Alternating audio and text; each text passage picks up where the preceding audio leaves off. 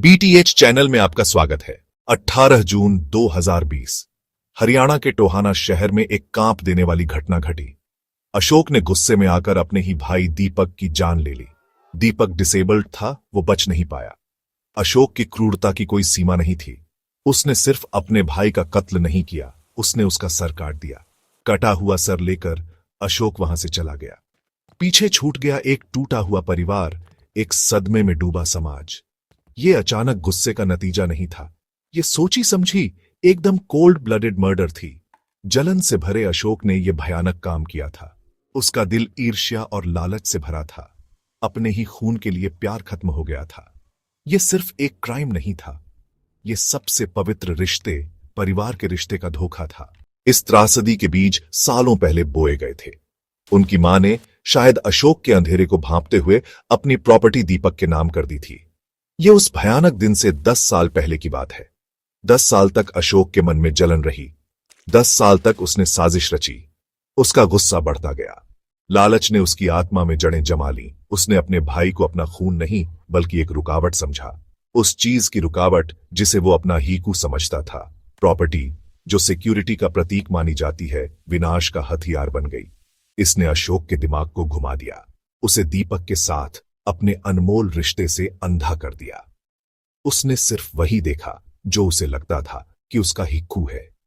वो उस प्यार और सपोर्ट से अंधा था जो एक परिवार देता है। उसका दिल लालच से भ्रष्ट होकर नफरत की जगह बन गया। इंसाफ का पहिया घुमा।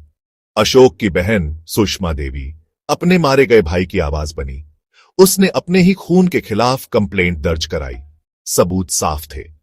जुर्म भयानक और दिल दहला देने वाला था। मुकदमे में अशोक की क्रूरता की गहराई सामने आई।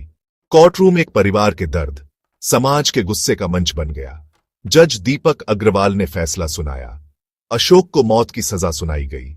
उस पर 35,000 रुपए का जुर्माना भी लगाया गया। जज ने इसे रेयरेस्ट ऑफ रेयर केसेस कहा, एक ऐसा जुर्म जिसने समाज के जमीर को हिला दिया।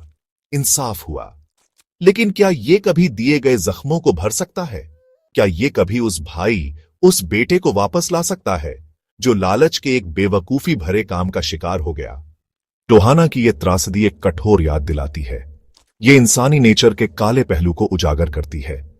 ये दिखाती है कि कैसे लालच सबसे पवित्र रिश्तों को भी जहरीला बना सकता है।